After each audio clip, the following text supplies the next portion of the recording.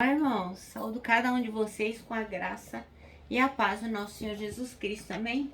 O meu nome é Miriam Anitta, eu estou aqui para compartilhar com os irmãos o texto chamado Vigie Seus Pensamentos, que foi escrito pela irmã Cláudia de Souza.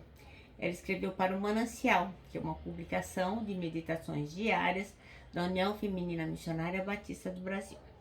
Como não fui eu quem escrevi, foi a irmã Cláudia, o que é que eu vou fazer? Ler o texto e compartilhar com os irmãos aquilo que eu entendi, tá bom? Então, isso dito, vamos iniciar como sempre, orando. Senhor Jesus, que Tu possas estar conosco a todo momento, que o Teu Espírito Santo possa estar nos tocando a ponto de nós podermos identificar aqueles pensamentos que não Te agradam. Senhor, ajuda-nos a aprender com esta mensagem que vamos ler agora e colocá-la em prática. Amém. Meus irmãos, então o nosso texto bíblico está em Mateus, capítulo 15, versículos de 8 a 20. Então Jesus estava falando sobre as tradições dos judeus. Então no 8 ele começa assim, capítulo 15, versículos 8 até o 20. Deus disse: Este povo com a sua boca diz que me respeita, mas na verdade o seu coração está longe de mim. A adoração deste povo é inútil, pois eles ensinam leis humanas como se fossem meus mandamentos. E aí Jesus vai falar da impureza. Jesus chamou a multidão e disse: Escutem e entendam. Não é o que entra pela boca que faz com que alguém fique impuro. Pelo contrário, é o que sai da boca é que torna a pessoa impura. Então os discípulos chegaram perto dele e lhe disseram: Sabe que os fariseus ficaram escandalizados com o que o Senhor disse? E Jesus respondeu: Toda planta que meu Pai que está no céu não plantou, será arrancada. Não se preocupem com os fariseus, são guias cegos. E quando um cego guia outro cego, os dois acabam caindo no buraco. Então Pedro pediu: Explique para nós aquilo que o Senhor disse antes. E Jesus disse: Vocês também ainda não entenderam? O que entra pela boca vai para o estômago e depois sai do corpo. Mas o que sai da boca vem do coração. É isso que faz com que a pessoa fique impura.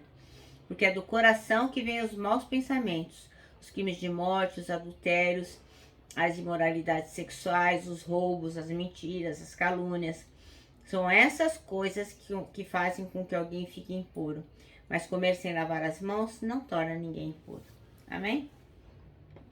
Bem, então o nosso versículo-chave é o 19, que diz: Pois do coração saem os maus pensamentos, os homicídios, os adultérios, as imoralidades sexuais, os roubos, os falsos testemunhos e as calúnias. Então aqui coração subentendendo-se os sentimentos que a gente traz, né? O coração como se fosse o órgão dos sentimentos.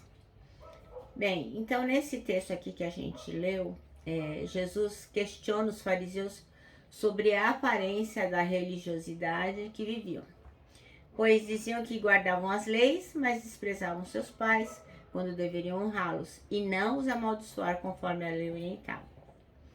Mas isso não é incomum nos dias de hoje, né? Muitos de nós somos religiosos e não temos um estilo de vida como Jesus Cristo nos ensina a ter. E a religião para Jesus não tem nenhuma utilidade. O que ele quer é que nós tenhamos um estilo de vida como ele nos ensinou. E a principal coisa que ele nos ensinou é amar. Então, nesse contexto aí, Jesus vai explicando aos discípulos que todas as más palavras, as atitudes ruins, vem do quê? De dentro da gente, coisas que a gente coloca para fora e acaba contaminando o outro. Sendo assim, o que a gente entende? Que a gente tem que vigiar as nossas mentes e corações para a gente não pecar contra Deus.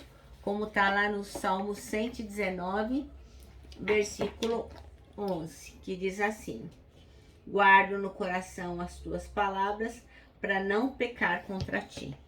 Olha, irmãos, como é que nós vamos guardar no coração as palavras de Deus se nós não lermos a Bíblia?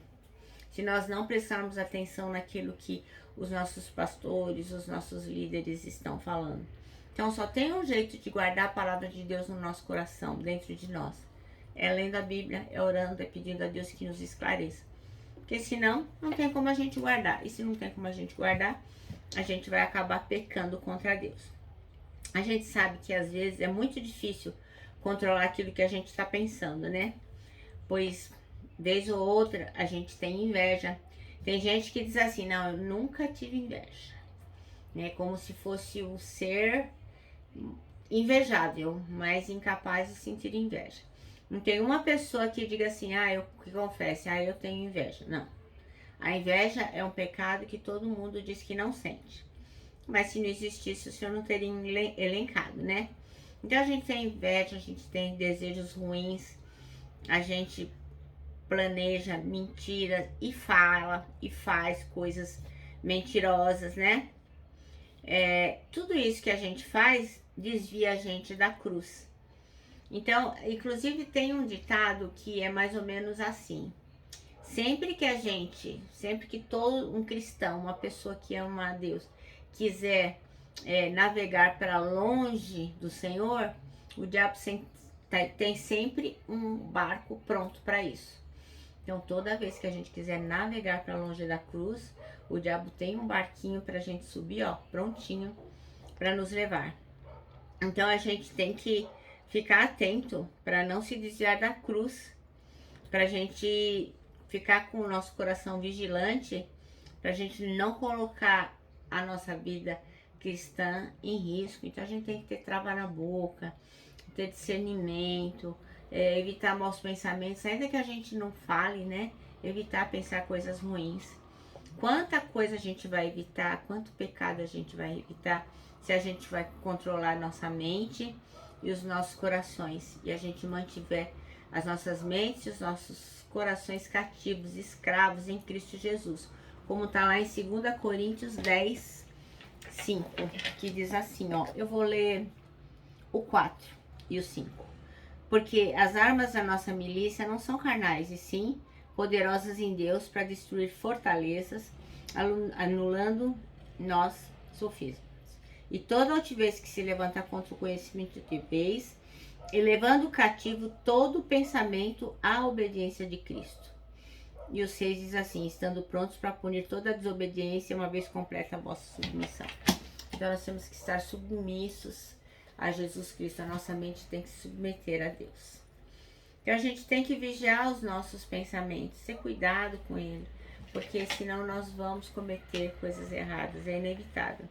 Então a gente tem que manter a nossa mente ligada com a mente de Jesus, pedir perdão sempre que a gente vê que praticou uma coisa ruim, uma coisa errada, confessar os nossos pecados dando nome a eles, né?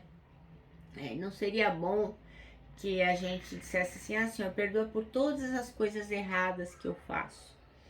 Mas é importante que a gente diga para Jesus o que foi que a gente fez de errado. Olha, Senhor, hoje eu fiquei com raiva da minha amiga no trabalho, porque ela fez uma coisa que me irritou. Ou hoje eu poderia ter feito uma coisa melhor, mas eu não fiz por preguiça.